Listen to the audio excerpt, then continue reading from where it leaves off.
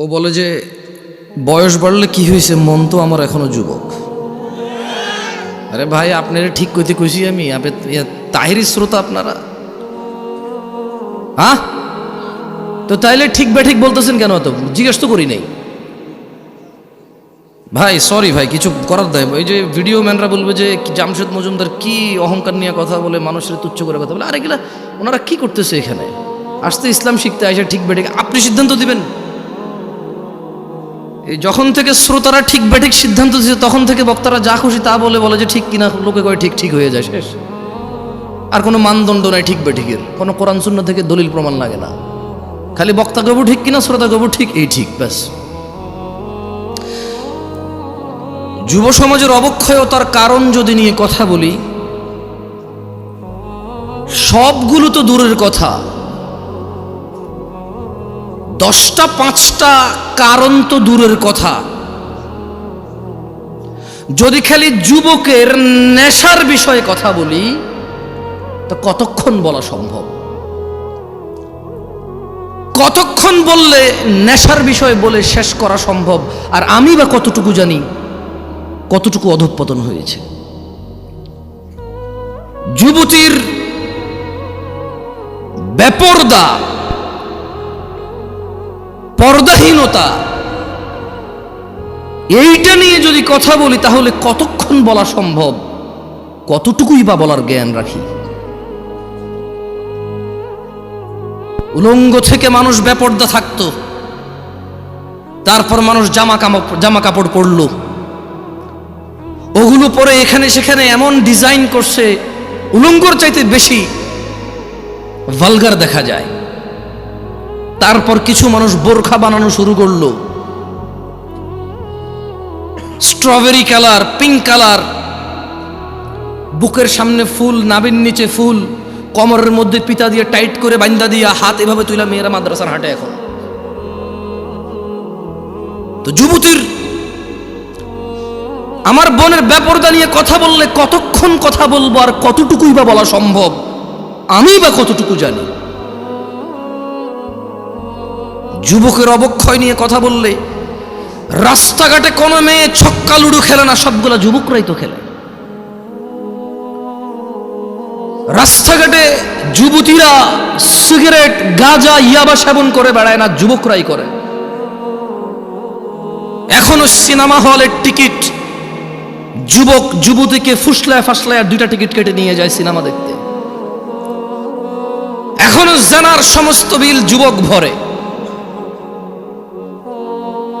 রাস্তাঘাটে মারামারি, গালিগালাজ, এগুলো যুবকরাই করে, পুরুষরাই করে। আবার আল্লাহ থেকেও আদিষ্ট হয়েছে প্রথমে নিজের চক্ষু অবনত করে লজ্জাস্থানের হেফাজত করতে। সেই যুবক কিনা বেপরদা মহিলার দিকে তাকিয়ে থেকে ফেসবুকে পোস্ট করে, মাইক হাতে বেয়ে কথা বলে, জায়গা জায়গায় সমালোচনা করে, সমাজটা নষ্ট হয়ে গেছে, নারীরাই নষ্টের মূল, বেপরদা চলে, সব ছেলে নষ্ট করে দিছে। অথচ ও ল্যাংটা হাঁটলেও পুরুষের জন্য আল্লাহর পক্ষ থেকে আদেশ, নিচে তাকাবে তারপরে হাঁটবে। ও নিচে তাকাবে না, নিজেরটা মানবে না, আরেকজন মানে নাই, সেটার সমালোচনা করে বেড়ায় যুবক। এখানকার যুবকের ধারণা পর্দা মানে হচ্ছে মহিলা, পর্দা মানে মা, বোন, স্ত্রী, কন্যা, দাদি, নানি, ফুফি, খালা। পর্দা মানে মহিলা।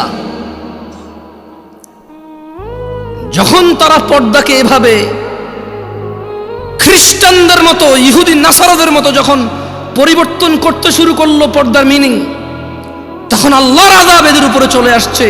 এদের মহিলারা বলতেছে যে আরে পর্দা কি পোশাকে আছে নাকি, মনে হলো পর্দা। কারণ এরা পর্দার অপব্যাখ্যা করেছে, এরা পর্দার মানে সমস্ত মহিলার বদনাম করেছে। কিন্তু নিজেকে যে আল্লাহ নিচের দিকে তাকানোর জন্য বলেছে, ওই মহিলার দিকে না তাকাইতে বলেছে, নিষেধ করেছে, সেটা মানেনি। ঘরে সিলিন্ডার গ্যাস ব্লাস্ট হলে নতুন বউ মারা গেছে, পুকুরে পড়ে মারা গেলে নতুন বউ মারা গেছে, যে বউটা যৌতুক দেওয়ার কথা ছিল যৌতুক দিতে পারে নাই, মোহর দিয়ে বিয়ে করার কথা ছিল, পুরুষ যৌতুক নিচ্ছে। এরপরে বলতেছে সমাজে পুরুষ নির্যাতন হয়, আপনারা জানেন না। তো তুই কি পুরুষ রে বেটা? পুরুষ তো মহিলাকে টাকা দিয়ে বিয়ে করে, তুই তো টাকা নিচ্ছিস। পুরুষ তো মহিলাকে টাকা দিয়ে বিয়ে করে, পুরুষ উপার্জনের জিম্মেদার নিজেকে মনে করে। মা বোনকে কাজে লাগাই দেয় না, মেয়েকে কাজে লাগাই দেয় না।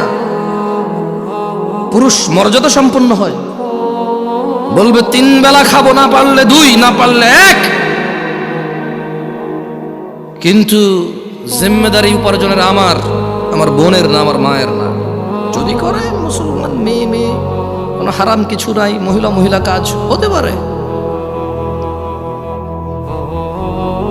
আল্লাহ আমাদেরকে বোঝার তৌফিক দান করুন। কি এখনো কি হাসি পাচ্ছে? নাম হচ্ছে সালাফি কনফারেন্স। বসে আছে যারা নিজেদেরকে দাবি করে মানহাজুস সালাফের মধ্যে যারা আছি আমরা। মানহুমুস সালাফ, সালাফকে আসহাবান নবী সাল্লাল্লাহু আলাইহি ওয়াসাল্লাম, নবী সাল্লাল্লাহু আলাইহি ওয়াসাল্লামের সাহাবারা হচ্ছে সালাফ। আমরা বলছি আমরা ওদের অনুসরণকারী, আর বসে বসে কমেডি করি এখানে এসে।